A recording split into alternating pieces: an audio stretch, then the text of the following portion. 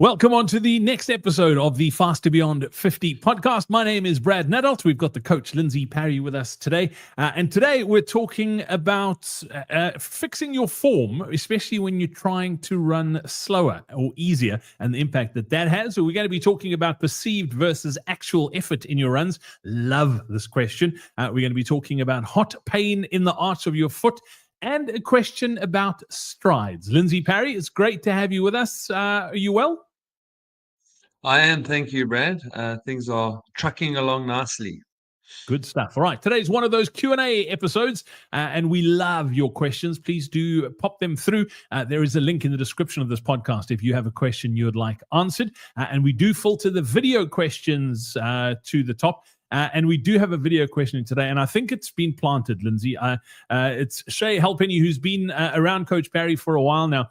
But I just think he wanted to get it in that the British and Irish Lions have won the series in Australia. So for our American listeners, it's a big rugby series that happens every 4 years, and they get to play South Africa, New Zealand, and Australia in 4-year increments. So they actually only get to Australia every 12 years, and it's made up of the 4 home nations in the UK, put a rugby team together and send them on tour. And they've just beaten Australia in Australia. And this is, Shay, doesn't mention the rugby, but we know who he supports. Here's his question, Lindsey.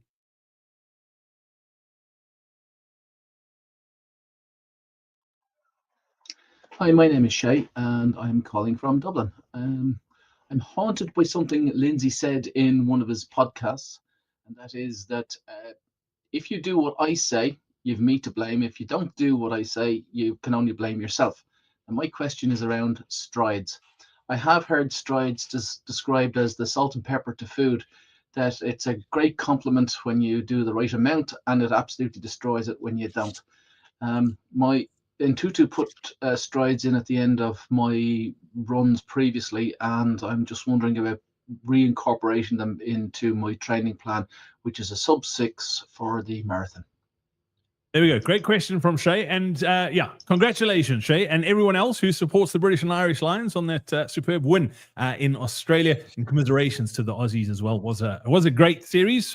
Lindsey, before you answer Shay's question about should he be doing them, tell us what are strides, what are the purpose of strides, and then I think get into Shay's question. Yeah, so I think this is part of the problem with running in general, is that people call things different things. So it is always important to just make sure that we are on the same page and you understand what we're talking about. So strides are what I would more commonly refer to as run throughs. So those can be between 40 and 100 meters in length, and you are effectively striding out or stretching your legs.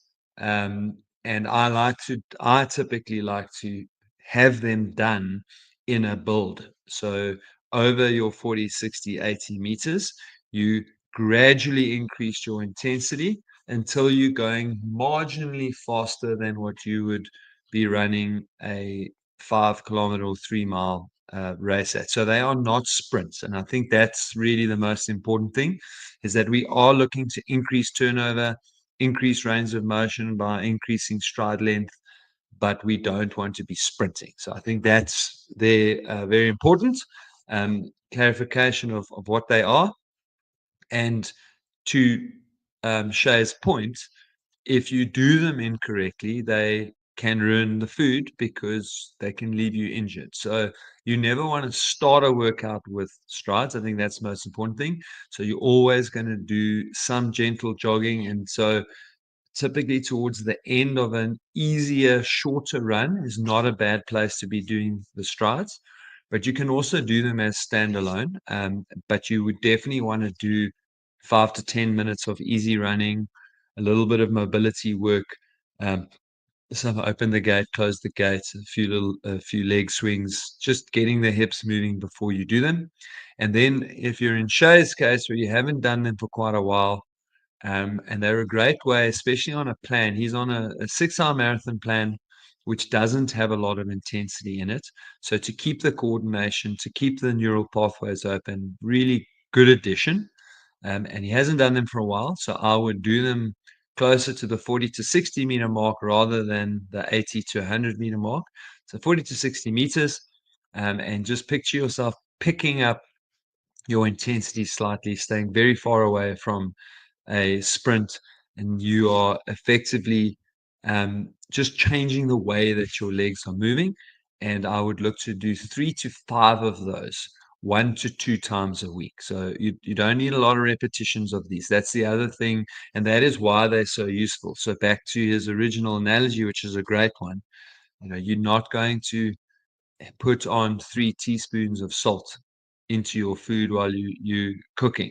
So you're not going to do 8 to 12 of these.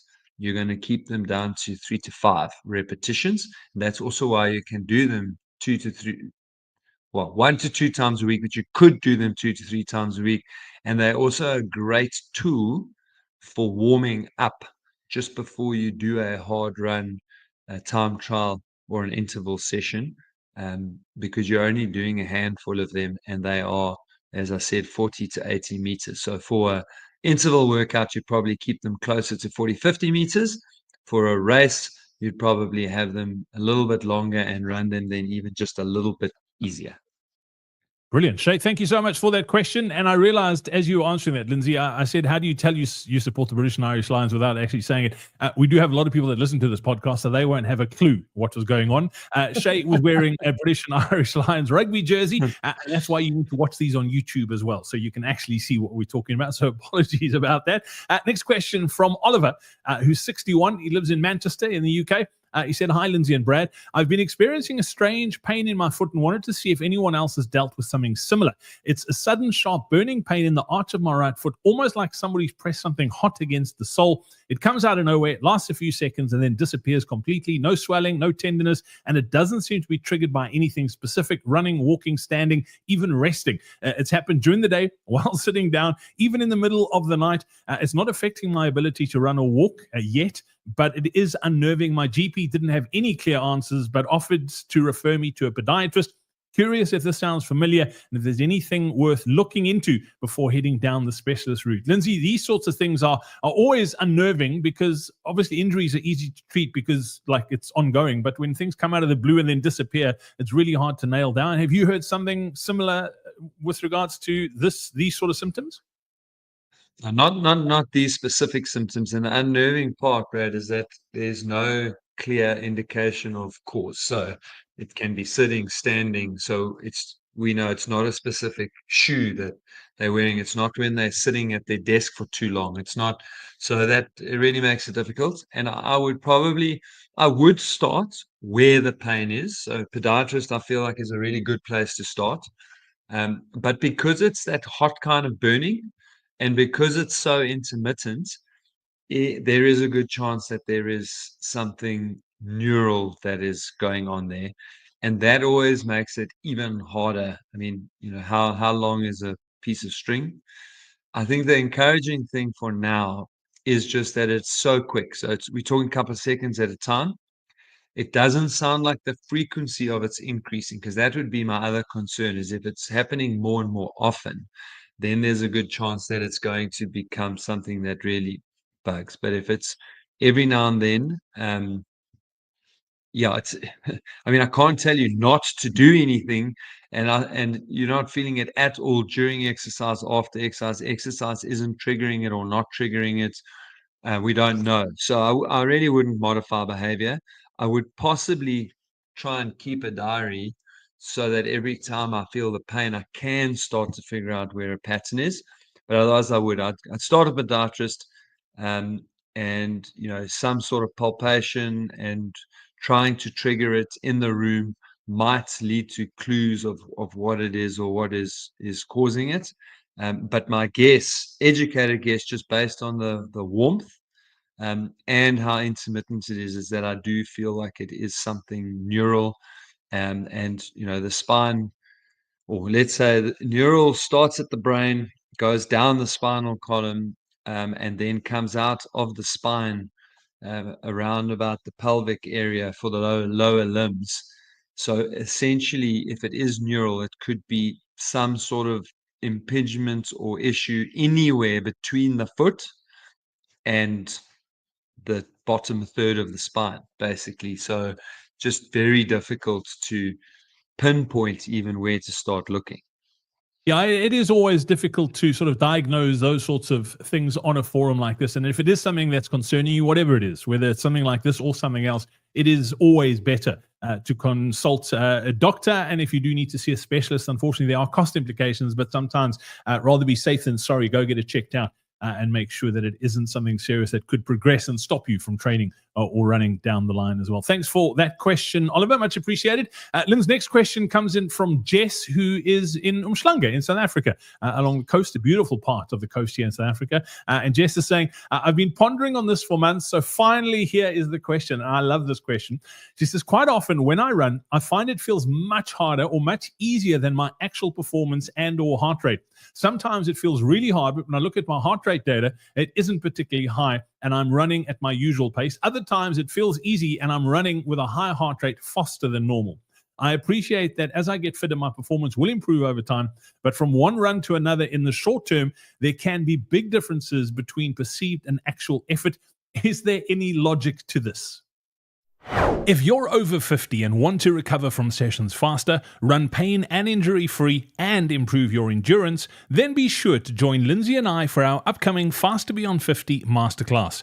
In it, we'll show you how we helped a 70-year-old run a 47-minute, 18-second 10K and how you can take those exact same principles and apply them in your training. Simply scan the QR code that's on screen right now or click on the link in the description below to save your seat in the training now. We look forward to seeing you there. So the first thing, because I've had to answer this question a couple of times over the years, Brad, so this isn't a new question.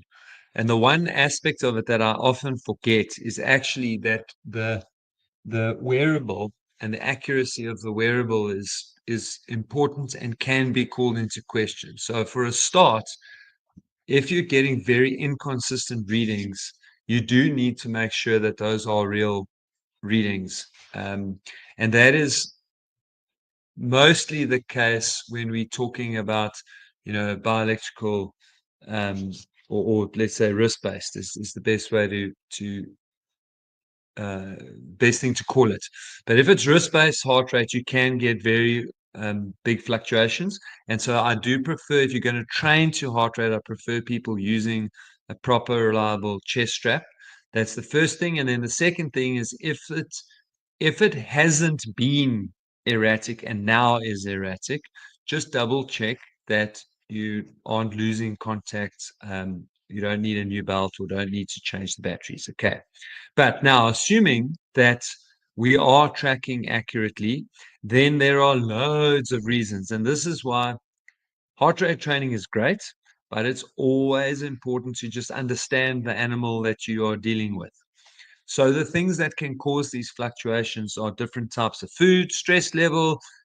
If you do caffeine just before you run or don't do caffeine before you run, some of it is linked to sleep, stress hormones. I've already said like different types of food can have an impact when you've eaten relative to doing your workout. So there are a lot of extrinsic things that can have an impact on heart rate. And so it's important to just understand what you have or haven't done differently when you're getting these fluctuating heart rates. And then, mood state just plays such a big role in how you are feeling. So your body can be tired, but your mind is great.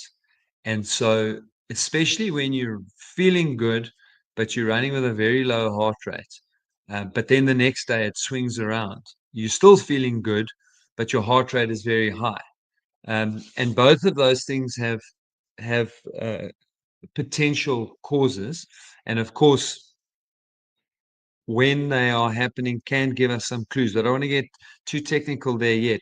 Just suffice it to say that feeling really good, but having quite a high heart rate when everything else is kind of equal, that could be a sign that even though you feel good on a physiological level, you are under stress, and that could be under recovery. It could be stress related. But the point is that there's definitely a higher stress than normal, and you want to keep an eye on that. I wouldn't worry too much about that, and I certainly wouldn't worry if it happens every now and then. But if it's happening for 2 or 3 days, then you've got to be careful, because if that happens for 2 or 3 days and then all of a sudden you can't get your heart rate up, especially when you try and push a little bit, that's when we're really starting to roll through under recovery and into overtraining. So feeling really good, can't get my heart rate up, that would be towards the end of kind of we're about to go into overtraining. And you typically wouldn't feel good, but you can. You typically not be feeling so good on days like that. But certainly the days where you're feeling terrible and you've got either high heart rates or very low heart rates, that's a sign of getting sick, need more recovery, those kind of things.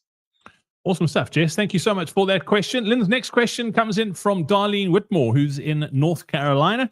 Darlene says, I've been struggling with heavy, tired legs lately, like they're just not bouncing back the way I'd hope. It's especially noticeable on the bike, and I can usually hit my heart rate zone when running, but riding is another story, especially when trying to stay in zone 2. This past Saturday, I did my first real back-to-back run and ride. Even though I took Friday off, my legs felt tired from the start of the run. The ride after was rough. Cold and windy, didn't help either. Then Sunday came with a big 5.5 hour long ride, and I was just grinding to get through it. My heart rate barely came out of zone 1 the entire time. I was wondering if something is off with my recovery. Could it be nutrition playing a role? Do I need to tweak my schedule? Would love your thoughts. All of the above. And it actually ties in quite nicely to the previous question.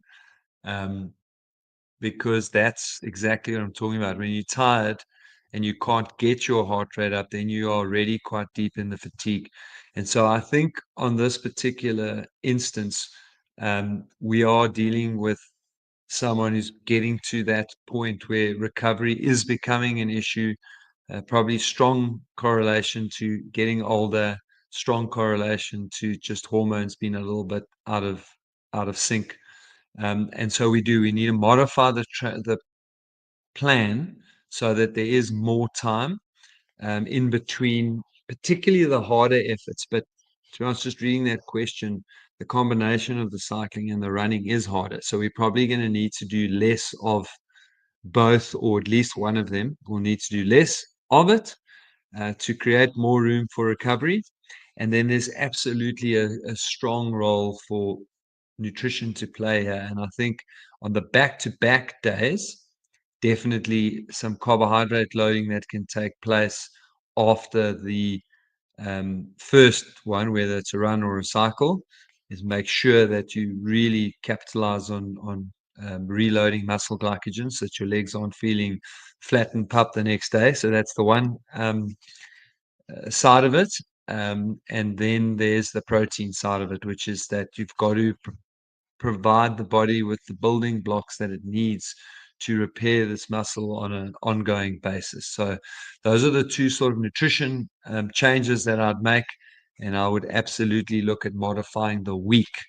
And you probably find, as soon as you're doing more than one sport semi-competitively, and we're trying to do the strength training to stave off the longer term effects of aging, you probably need to kind of work your life in cycles. So excuse the pun, because that's not what I meant to draw the inference there, but we kind of work in phases is maybe a better term to use in this particular answer, Brad, because we'll go through a phase where if it's a bike race we're preparing from, do a bit more cycling and a little less running. And as we get close to race day, back off the strength training a little bit, but then come back to the strength training immediately after that race.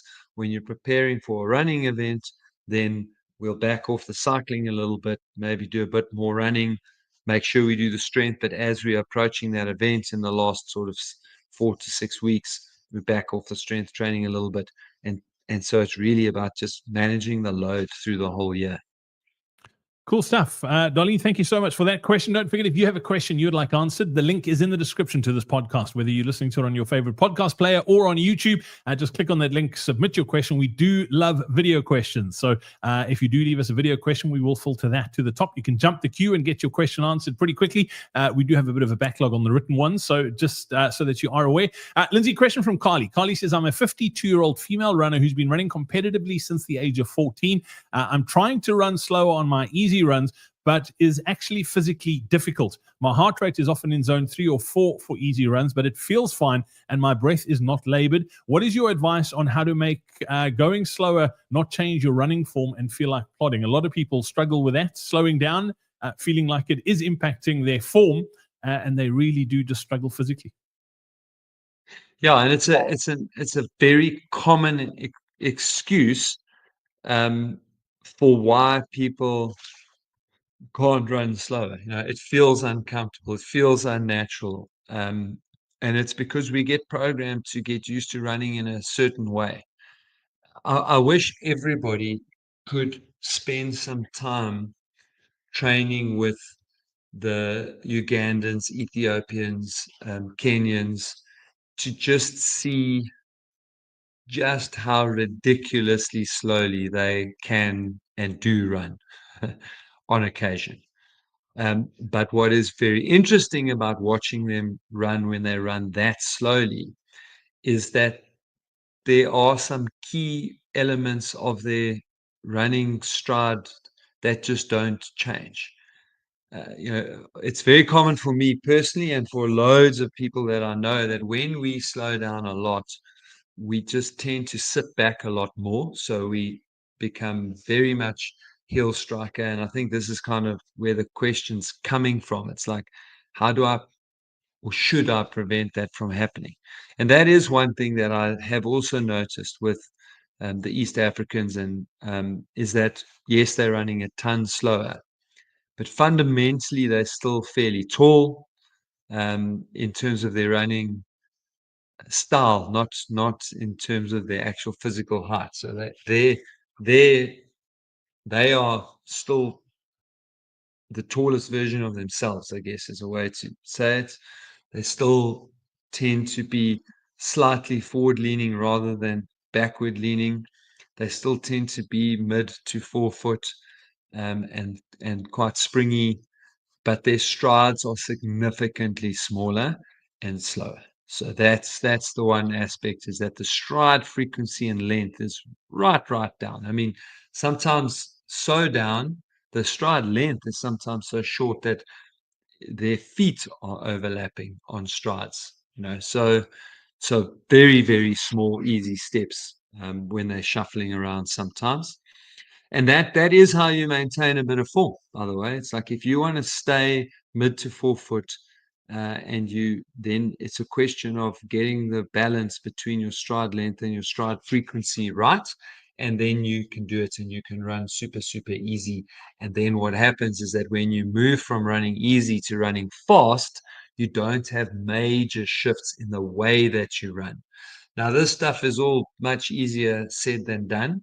But to suffice it to say that we really do need to find a way to run much easier, because otherwise we just get into a spiral of breakdown and fatigue, and it just accelerates.